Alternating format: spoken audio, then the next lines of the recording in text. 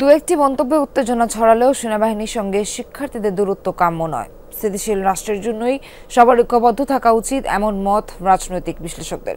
পাশাপাশি গুরুত্বপূর্ণ পদে থাকা ব্যক্তিদের যে কোনো মন্তব্যে পরিপক্কতা দেখানোর পরামর্শ দিয়েছেন তারা, না হলে নষ্ট হতে পারে প্রতিষ্ঠানের ভারসাম্য।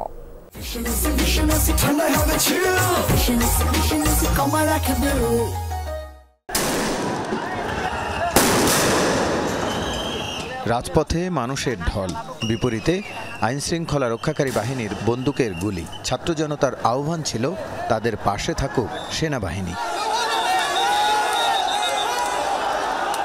৫ আগস্টের অভ্যুত্থানে জনতার সাথে সহাবস্থানে ছিল সেনা সদস্যরা। হাতে হাত মিলিয়ে উল্লাস করতেও দেখা গেছে বিভিন্ন স্থানে। ৭ মাস পর গদিচ্যুত আওয়ামী লীগ ঘিরে শুরু হয়েছে সমালোচনা। আন্দোলনের সামনে থাকাদের মন্তব্যে প্রশ্ন উঠেছে শীর্ষ নেতৃত্বের সাথে সম্পর্ক নিয়ে।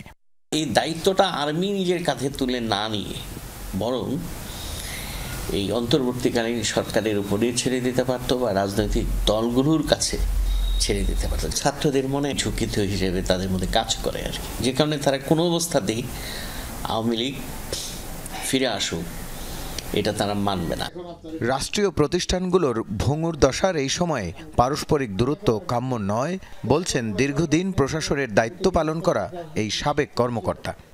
এমনি আমরা অনাস্থায় জর্জরিত, এবং অনাস্থা হলো আমাদের একটা বিশাল সমস্যা রাজনৈতিক সংস্কৃতিতে। তো এখন সেটা কমে আসা উচিত। এখন তারা যদি ঐক্যবদ্ধভাবে কাজ করে তাহলে এটা রাষ্ট্রের জন্য মঙ্গল, তাদের জন্য মঙ্গল। কিন্তু যদি কোনো বিভাজন তৈরি হয়, দূরত্ব তৈরি হয়, তাইলে তারাও ভালো থাকবে না, রাষ্ট্রটাও ক্ষতিগ্রস্ত হবে।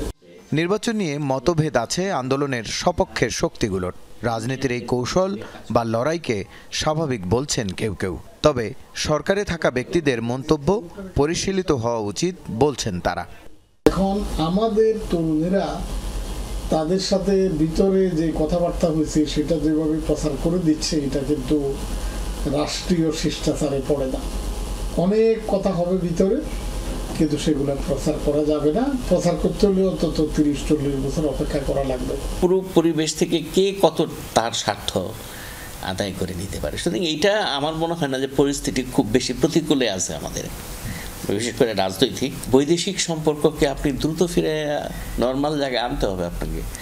আপনার ভারতের সাথে স্বাভাবিক সম্পর্ক ফিরে আনতে হবে, আমেরিকার সাথে স্বাভাবিক সম্পর্ক ফিরে আনতে হবে। দিন শেষে স্থিতিশীল রাষ্ট্র চায় মানুষ। ভোটের অধিকার, সুশাসন ফিরিয়ে আনার পাশাপাশি অস্থিরতা দূর করার পক্ষে তারা।